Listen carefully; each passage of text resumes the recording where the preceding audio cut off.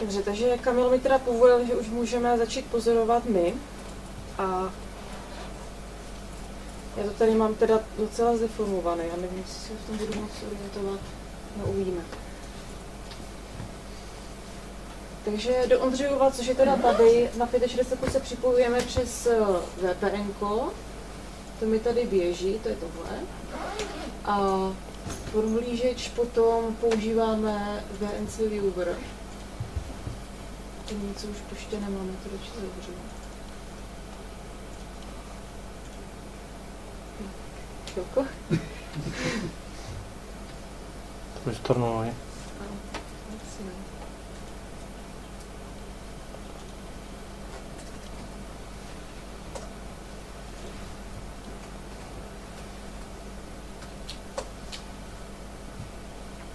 Tak, tady vidíme řídící počítač té kopule. Je to tady projekt od Zdenka Bardona. A můžeme si prohlížet i, jak je venku. Tady je celooblohovka, která tady je umístěna na střeše té 65 a vidíme, že je venku jasno, aniž bychom teda se ještě podívat ven. Takže to je dobré. Teď tedy kopule je otevřená, štěrbina je otevřená a míří ven. Někam tady na severozápad. A dalekohled běží, všechno je zaplé. Já se připojím teda ještě na počítač, který řídí focení, což je tedy iPhone 12. Podíváme se, co nám tam Kamil nechal.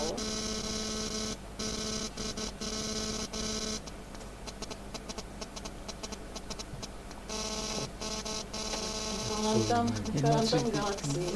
Tam 81. Dělal teď jako posledním objektem, hledal tam nějaké novy, takže my mu to teda už můžeme stopnout a nastavit si tam. Teda nejde nějaký strašně malé, naši malá ta obrazovka.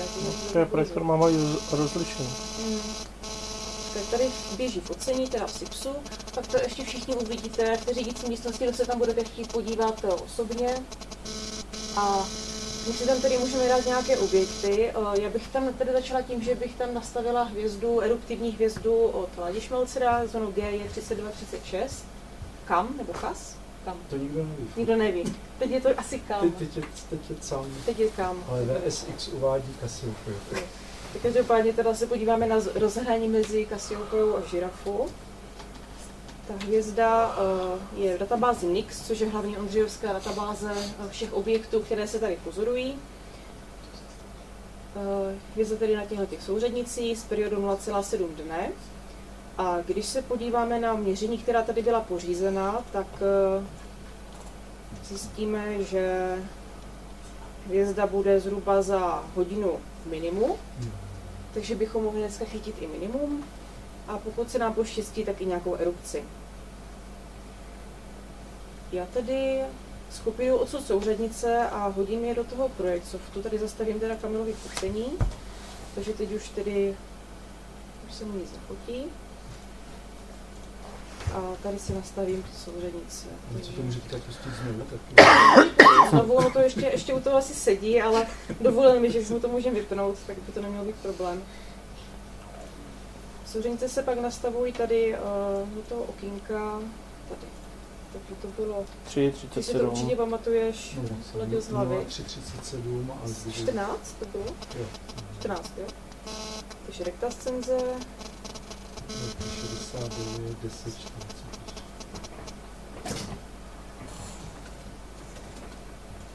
Tak. A jedeme. Tady vidíte, že se hýbe se kopule. Možná to někdo slyšíte i vzadu. Kopule se pohybuje, dalekohled se pohybuje. Takže je trochu rozdíl, že oproti tomu, co jsme viděli teď. Je to teda značně pohodlnější, všechno je to strašně pěkně vyladěné, je to přesné. Až nám to najede, tak vůbec nemusíme řešit, jestli měříme 2 stupně, 3 stupně, 2 minuty, měříme prostě přesně doprostřed. Takže vůbec nemusíme řešit nějaké najíždění. Všechno je to perfektně odladěné. Mezitím si tedy můžeme nastavit parametry toho focení. Laďa, ty jsi říkal, že by si chtěl Včko. A většinou se tahle hvězda fotí na 60 sekund, takže já to asi nechám tak, jak jsme zvyklí. si nastavíme tady název.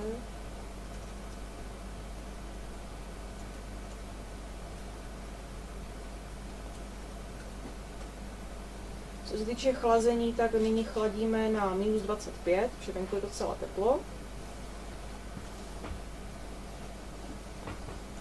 A tady teda pojedeme od jedničky, zpěvat co tady debata. Ty adaptivní máš hlavní jenom jeden film? No já to o tom budu mluvit zítra, že jsem musel přijít ještě na to. Dělám ve 3 filtrech. Ten projekt se dá různě pak ještě přikládat mezi dalšími listy. Tady vidíme zblízka tu kopuli natočení. Teď vlastně objekt, který máme namířený, tak je 32 stupňů vysoko, což je tady celkem málo, ale to stačí. Ono to stačí, protože tady se měří v pohodě i objekty třeba 18-19 nad obzorem. Stromy tady nejsou, takže nejsou limitující pro pozorování. A meteostanice nám teď říká, že venku je 7 stupňů, což je tady docela málo.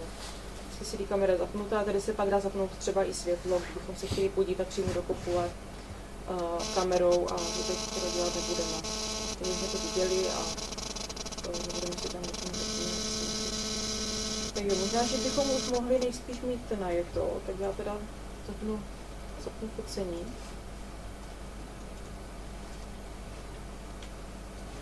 Vy tady musíš zkoušet, že jsi v poli. Tady nemusím vůbec nic řešit, tady prostě jsem si jistá, že v poli jsem a jsem úplně přesně uprostřed. Bohoda. Takže dalekohled najel, kopule tady míří pořád stejným směrem, to znamená, že jsme mířili celou dobu asi. Ono mezi žirafou a velkým vozem zase není to, teda je hodně blízko.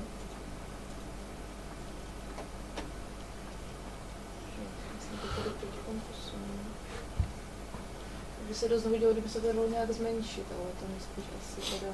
Jako to zobrazení? No, ta obrazovka. To bylo nahoře někde v tom view.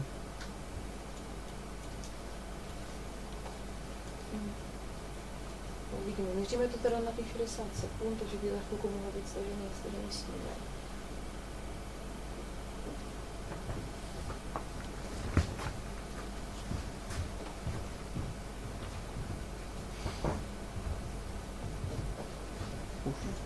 Tady. Je tam. Tak. Poznáváš to, Láďo? Ano. Kde ji máme? Přesně No prostřed, ne? By měla být. No, to je ono. Takže tady. Tohle to je naše hvězdička, kterou teď tady měříme. To je moje. No. tak je teda tvoje. Já bohužel asi nebudu schopna tady do té obrazovky vměstnat, jak abychom viděli, jak je nasycena. Možná, jo. To byla tahle nebo tahle? Tahle. Děti vyber a pak se jenom přesně oknem. No. To je dobrý. Takže pozadí máme nějakých 900 a nasycení hvězdy je... Dej do výběru. Já to chci takhle. 4,5 tisíce, takže myslím, že to nasycení je dobré, zvyšovat expozici nemusíme. Nechala bych těch 60 sekund, ona je lepší asi kratší kvůli zachycení těch erupcí, že kdyby tam nějaká byla, tak abychom měli aspoň pár bodů během té erupce. No a to je všechno, teď měříme, ukládáme a můžeme jít spát. To vlastně probíhá na té 65, takže to je docela příjemné, můžeme se být fakt jistí, že všechno nám najde správně, a co se týče ostření, tak to se potom, jako vidíte, že je docela zaostřeno, už samo o sobě, Kamil to vždycky pěkně zaostří. A měřili jsme stejným směrem, než jak měřil on, takže to ostření zůstalo stejné, ale potom, když bychom ostřili, tak bychom měnili tady vlastně pozici těch, tady tohohle čísla, bychom měnili bychom ty fixy do plusu nebo do mínusu. No a takhle to teda probíhá, takže já se tam asi přesunu. Kdo bude chtít, tak bude moci jít se mnou. V jeden čas 3 lidi, pak se můžeme třeba prostřídat. Martin říkal, že by tam chtěl kolem půlnoci, po půlnoci, Martine, že? To je dobrý. Po půlnoci bychom tam dali teda planetku nějakou, to by bylo asi na 15 minut, ale pak bychom si vrátili zpátky k té hvězdě, abychom stihli to minimum celé. Takže už víme, kdy bude erupce, jo? Takže uvidíme. A ty minima nastávají oproti předpovědi o půl hodiny dřív. oproti elementům, které jsou na jo. Nixu. No. Dříve, tak to by mohlo být už pomalu teď. No. Asi tam je. My jsme teď v té modré čáře. Jo, ale tam to jsou reální data, takže to... No to jsou reálná data, takže to bude... Předpověď. To jsou minima chycena na Ondřejově podle těch elementů, které jsou tady. To znamená, jo, že to, bude, to minimum nastane stejně tak, jak nastalo čáře. tady. Přesně tak, jak to je tady. Takže za tu hodinku možná necelou. Takže v té době už bychom měli být, když tam budeme mít sestup a vzestup, tak je jedno, že tam nebude to minimum. To se pak uvidíte, jak to dopadne ráno. Budeme to průběžně i zpracovávat, takže potom, jak budete v té kopuli, tak zapnu i Monivin a podíváme se teda, jak vypadá to zpracování. Zatím to bude teda rovná čára nějakou dobu, takže to nebude zase tolik asi zajímavé. No tak ten dalekohled, ta 65 se dá jako nastavit, že mu řekneš, kdy se má zhasnout, vypnout a že se to všechno zavře. Ne, to bohužel ne. U toho člověk musí, je to takové poloautomatické, musí u toho se pořád sedět a hlídat to, takže občas teda k tomu člověk vstane a podívá se, jak to vypadá. Ráno to musí celé vypnout ručně. Myslím si, že to jde nějak jako ovládat třeba terminálem přes nějaké ty fronty pozorovací, ale tuším, že to nikdo asi jako reálně nedělá. Že by si to bylo třeba... No, že by se to nastavilo prostě v kolik hodin. Expozice, no. A on by se hned dozvěděl, že skončí expozice a zavře se celé. No, to se myslím nedělá. Ale každopádně ta kopule reaguje na osvětlení, takže vlastně večer, nebo spíš ráno, když je světlo, tak se sama zavře za každou cenu, i kdyby se snímkovala. No. Takže se prostě i zavírá se na základě počasí, to znamená, když začne pršet, tak se sama zavře. Tohle to je řízené tedy automaticky, ale pozorovatel alespoň musí vykázat nějakou jako aktivitu tím, že občas teda posedí a zkontroluje, přiostří, případně něco přepne a vypne. Takže ta fotovoltaická baterie se takhle zepředu na tom, to je ono, jako to měření, vlastně měření toho světla. Na té kopuli je vpravo dole, jo, vpravo dole, když se na to takhle dívám, jak odvíráte vrata, tak jsou tam takový fotovoltaický články, dva kusy. No, to jsem se teda nekoukala vůbec nikdy. Jako, to nevadí, no, tak jako... Je to dost možný teda, ale tohle fakt nevím. Takže ty koukáš rádi, jak to dělají ve Velmezu na dálku, no? Tak jo, takže to je všechno.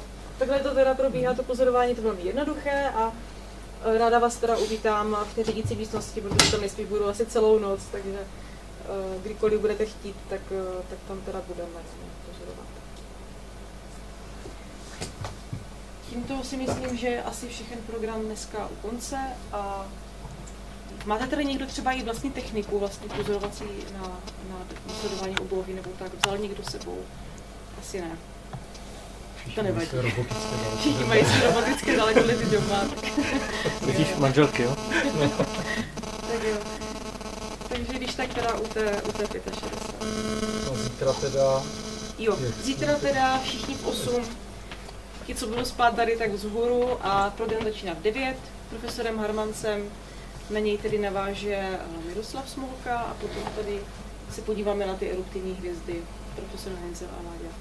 Takže zítra kolem té 8:30 už tady nejspíš asi budou všichni připraveni, nachystaní.